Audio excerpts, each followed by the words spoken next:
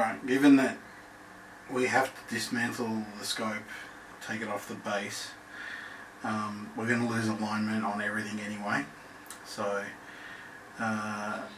it's a good opportunity to take everything out of here and give it a good clean rather than kind of the sort of 50-50 version that I've already done. It also means I'll be able to take some of this other gear out and be able to have a bit of room to move, because obviously this takes up a big chunk of the space in here.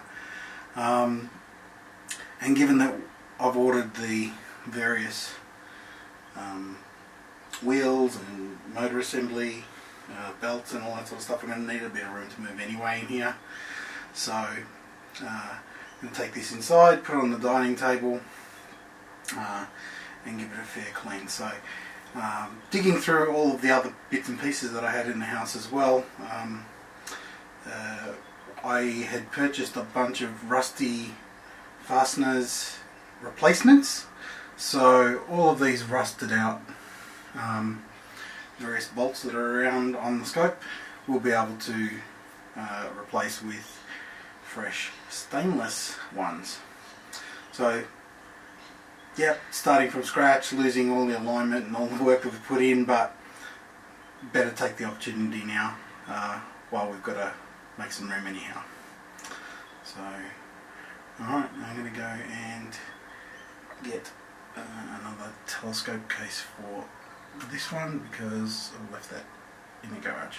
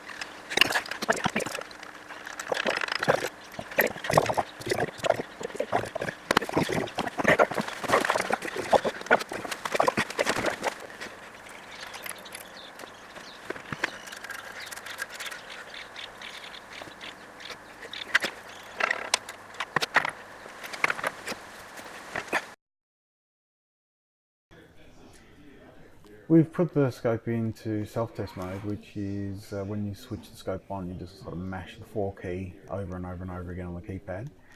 And what we're going to get to do is test the movement of the deck motor. So you can see in this instance it's moving and the readings are changing.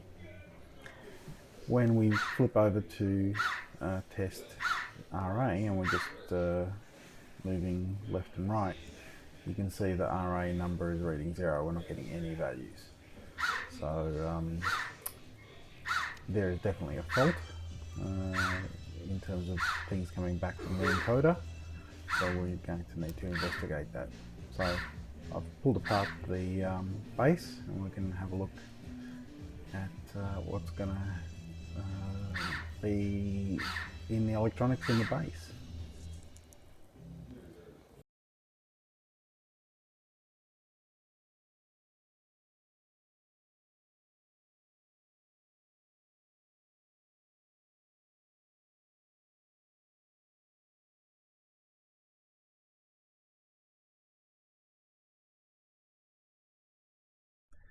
The connector at J2 is where the encoder is going to return value. So we're going to get a Logic Analyser. I've ordered one off Amazon.